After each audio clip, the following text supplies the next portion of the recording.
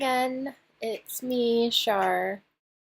It's been a while since my last video, and I figured if I'm gonna start making videos again, why not just start with the beginning of the new year? So it's 2019, and the first video of this year is a piece I have uploaded to Instagram. And yesterday I had worked on a drawing of a horse from memory. And today I worked on a drawing based off of a photo of a horse in a similar pose to the one that I drew yesterday. And part of the reason why I want to do this is because I love drawing horses. I love horses, and I've been drawing them since, I could hold a pencil. And chances are pretty high that I like both drawing horses and probably just horses in general more than you do. And that said, I still use reference when I draw horses. I have been seeing this resurgence of no ref, which I see every couple of years, which makes me laugh, where these artists are kind of gloating about not using reference. And I mean, sure. Sometimes the images look pretty good, and I think that's fine if that's the style you want, or it's the style that works for you, and um, your clients or the people buying your art don't seem to care, then sure. But I always think that using reference to some degree is just something that will greatly help improve your skills and make for better pieces of art, at least in the representational art scene. And by using reference, I don't mean that you copy the reference 100% accurately and don't make any mistakes and try to make it look exactly like the photo. The purpose for reference for me in drawing animals that I'm very familiar with is to draw them in such a way that I can use the reference as a guide. It's not to sit there and try to draw it exactly line for line, exactly perfect. It's to basically quickly go back and forth with my eyes to make sure that the things I'm drawing on the screen or on the piece of paper is relatively proportionately accurate compared to what my imagination thinks it is. And I interact with horses every single week, sometimes more than once a week. And I have been on a regular basis for over 8 years now. So I'm very familiar with horses, how they move, how they act, their anatomy, all different parts of them. But even still, I think that using an actual photo reference, not just of horses, but really anything that you're trying to draw, helps immensely. And like I said, it's not about trying to have it be 100% exactly like the photo, but just to kind of, as you're drawing, look over and see, is this even remotely right? Is this ear in the right spot?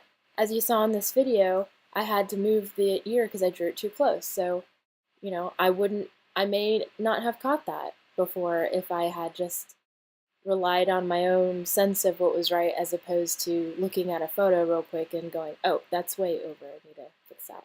I'm saying this only because I've seen some artists lately kind of really emphasize how they're not using reference as if that's like the name of the game or how most professional artists work.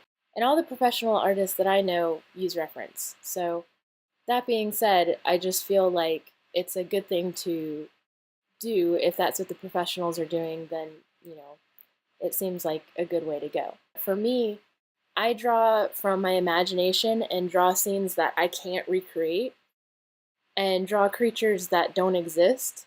So while I could do a small little maquette and light it, get the general gist of light and shadow and form and reference that, I have no way to like make a horse stand in this exact pose and this exact lighting and this. It's just not, it just doesn't tend to work as well with animals as it can with people. People are a lot more malleable. So for me, photo reference is kind of where it's at. And it's not about, again, it's not about drawing it exactly perfect. It's just about using the reference in a way that informs your art, and it helps you make it better. In fact, I pulled up the sketch that I drew yesterday, knowing that there was a little bit of it that seemed a little off and a little weird.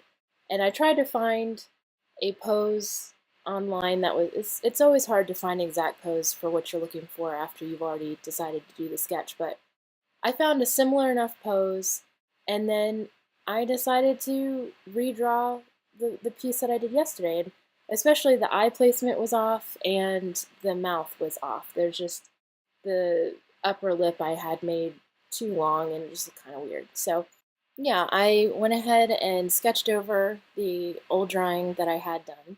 And as you can see, there's quite a things that were just a little bit off that I was drawing from my imagination. I didn't have anything I was looking at. So those were all the kind of things that were off, given that I see horses every single week. I'm face to face with them too. It's not like they're far away and I'm just like looking at them from a distance. I love horses, been loving them my whole life, very familiar with their anatomy, but even then, I still messed up.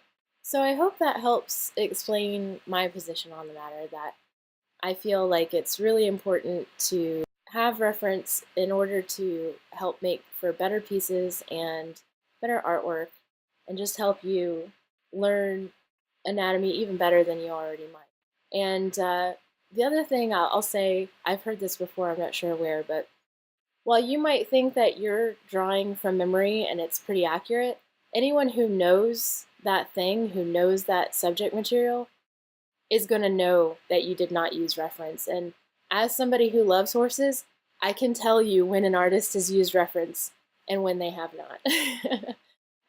Especially in the tack department and the stuff that goes on the horse. There's so much stuff there that if you don't reference and you just think you know how it works, I will tell you 100% you do not know how it works. It's very technical. If you've never dealt with horses before, you may not know even the basics of how a bridle or a saddle work. And it's not to say that you can't learn by any means, but that's where reference comes in the most, because if you don't know what these things look like or how they work or how they would stay on the horse in movement, then you're not going to be able to draw it correctly.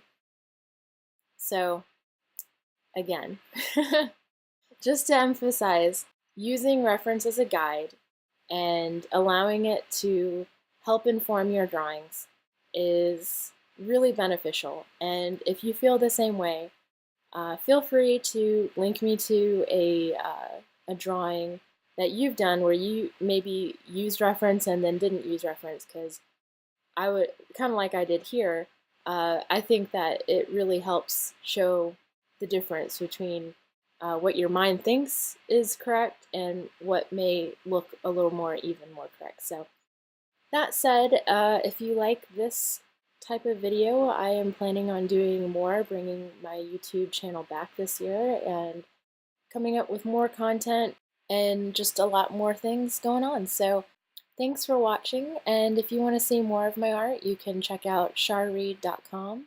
As well, you can also check out my Instagram, Facebook, and Twitter, and you can find all that at charreedart. And if you like all the things I do and you want to be more involved with my creative process, you can check out my Patreon, and that's located at patreon.com/charreed. So thanks so much for watching, and hope you have a great day and happy 2019. So talk to you later. Bye.